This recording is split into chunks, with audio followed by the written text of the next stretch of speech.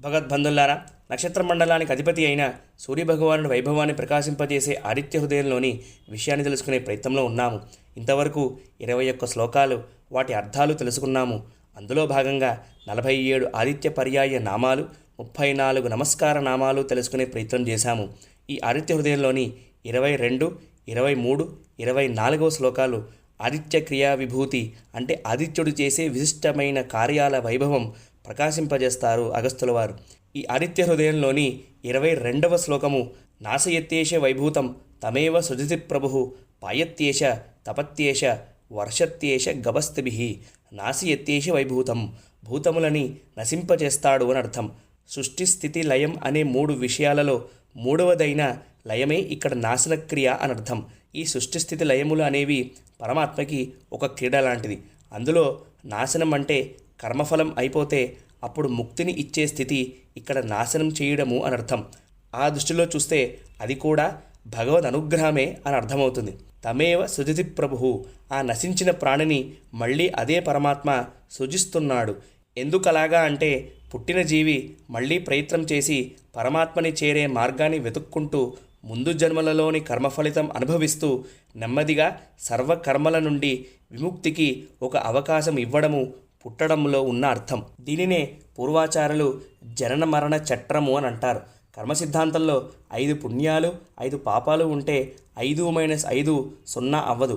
5 పుణ్యాలకి 5 పాపాలకి కర్మఫలితం అనుభవించాల్సిందే. 5 క్రెడిట్లు 5 డెబిట్లు 0 అయ్యేది కేవలం బ్యాంకు పాస్బుక్లో మాత్రమే.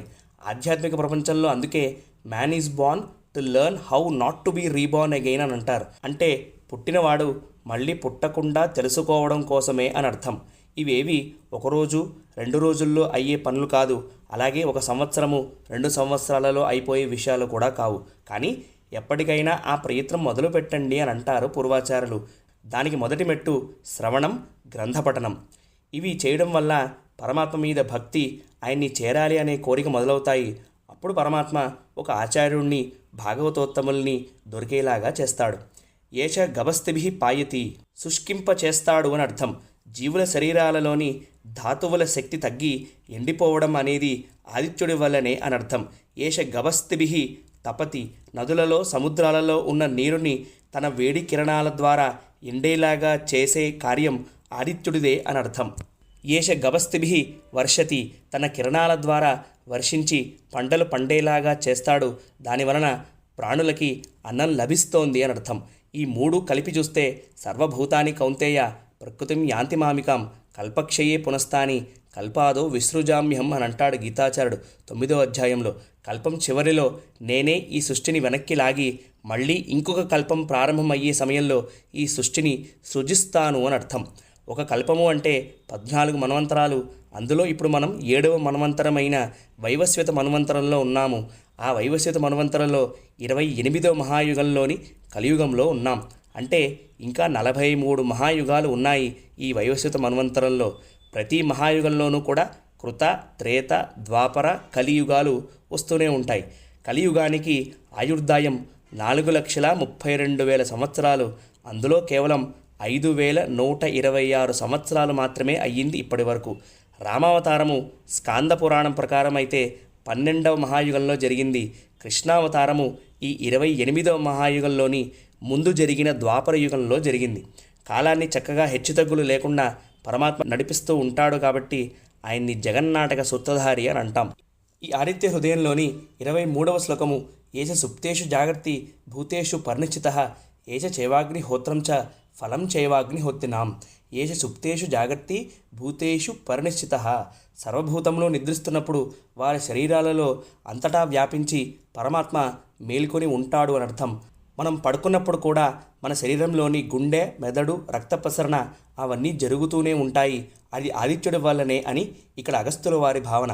ఏష చైవాగ్నిహోత్రం చ ఫలం చైవాగ్నిహోత్రినాం. ఈ ఆదిత్యుడే అగ్నిహోత్రము, అగ్నిహోత్రాల ఫలము అయినవాడు. యజ్ఞంలో ప్రధానమైనది అగ్నిహోత్రుడు. ఆ అగ్నికి తన సర్వస్వము లభించింది పరమాత్మ నుండే. ఆ పరమాత్మ సర్వ జగత్ నియామకుడు. సృష్టికి ఒకరు, లయానికి ఒకరు. యజ్ఞయాగములు చేస్తే యజ్ఞంలో వేసే పదార్థాలని తీసుకుని వెళ్ళి దేవతలకిచ్చే బాధ్యత ఒకరిది. ఇలా అనేక కార్యాల కోసం ఆయనే అనేక నామరూపాలు స్వీకరిస్తున్నాడు అని అర్థం. శ్రీమద్భాగవతం చాలా స్పష్టంగా ఈ తత్వాన్ని చెబుతుంది. ఈ ఆదిత్య హృదయంలోని 24వ శ్లోకము దేవాశ్చ కృతవశ్చైవ క్రతూనాం ఫలమేవ చ యాని కృత్యాని లోకేషు సర్వయేష రవిప్రభు. మానవ శక్తులకి మించిన శక్తి దైవీ శక్తి. అటువంటి దివ్య లక్షణాలు కల దేవతలు క్రతువులు, క్రతువు యొక్క ఫలము, మనం చేసే ఉత్తమమైన సర్వకార్యాలు ఈ ఆదిత్య పరమాత్ముడే అని అర్థం. అహం క్రతురహం యజ్ఞ స్వదాహ మమమౌషధం మంత్రోహ మహమే వాజ్యం అహమగ్ని రహం హుతం. నేనే క్రతువు, నేనే యజ్ఞము, ఔషధాలు నేనే, నేనే మంత్రము, నేనే అగ్నిని, హోమాలలో చేసే క్రియ కూడా నేనే అని అంటాడు గీతాచార్యుడు 9వ అధ్యాయం రాజవిద్యాయోగం 16వ శ్లోకంలో. తత్వదృష్టితో చూస్తే వాసుదేవుడే ఆదిత్యుడు అని మనకి ఆదిత్య హృదయంలో అగస్త్యుల వారు ఆచార్య స్థానంలో నిలబడి మనకి బోధిస్తున్నారు. ఈ ఆదిత్య హృదయంలోని మరికొన్ని విషయాలని రేపటి రోజున తెలుసుకునే ప్రయత్నం చేద్దాం. అంతవరకు హరే కృష్ణ, జయ శ్రీమన్నారాయణ.